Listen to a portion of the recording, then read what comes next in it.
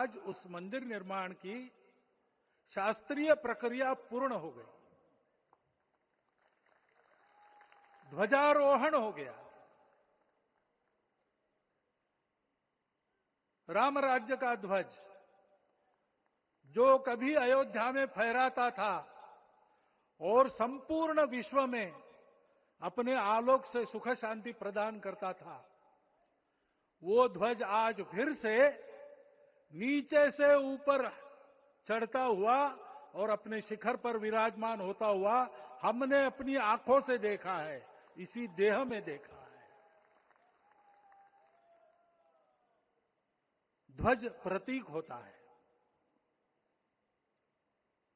इतना ऊंचा ध्वज चढ़ाना कितना समय लगा आप जानते हैं? मंदिर बनने में भी समय लगा। 500 साल छोड़े तो भी 30 साल तो लगे ही।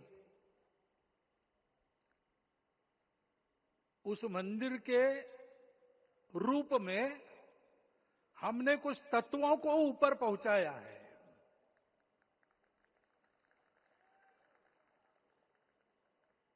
सारा विश्व जिससे ठीक चलेगा, अपने व्यक्तिगत जीवन, पारिवारिक जीवन से लेकर तो सृष्टि जीवन तक सबका जीवन जिससे ठीक चलेगा, वो धर्म, उस धर्म का प्रतीक भगवा रंग, वह इस ध्वज का रंग है। ये धर्म ध्वज है। इस धर्म ध्वज पर रघुकुल का प्रतीक कोविदार वृक्ष है। वैसे रूप देखा जाए तो कचनार जैसे लगता है, और जो खोजी लोग हैं वो खोज कर कह रहे हैं कि मंदार और पारिजात दो वृक्षों का एक तरह से संकर है। दोनों वृक्षों के गुण, ये दोनों वृक्ष देव वृक्ष कहलाते हैं। दो देव वृक्षों के गुणों का समुच्चय ये वृक्ष है।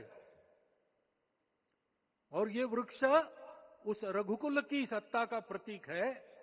वो सत्ता वृक्ष से व्यक्त होती है, जिसके बारे में कहा गया, छायाम अन्यस्य कुर्वन्ति तिष्ठन्ति स्वयं आतपे। सबके लिए छाया देते हैं, स्वयं धूप में खड़े रहकर। फलान्यपि परार्थाय, फल स्वयं उगाते हैं, दूसरों के लिए बांट देते हैं। वृक्षा सत्पुरुषा इव, वृक्ष सत्पुरुष होते हैं। और कचनार के गुण औषधि भी है। कचनार के वृक्ष का अन्न में भी उपयोग है। सब प्रकार से उपयोगी इस वृक्ष का प्रतीक हमने लगाया है। धर्म जीवन ऐसा जीवन होता है, और ये जीवन जीना है, उस जीवन की प्रतिष्ठा करनी है, इस जीवन का झंडा शिखर तक पहुंचाना है। चाहे जितनी प्रतिकूलता हो, चाहे जितनी कठिनाइयां हो, साधनहीनता हो, सारी दुनिया स्वार्थ में बहती होगी, लेकिन हमारा संकल्प है, सूर्य भगवान उस तेज के, उस संकल्प के प्रतीक है।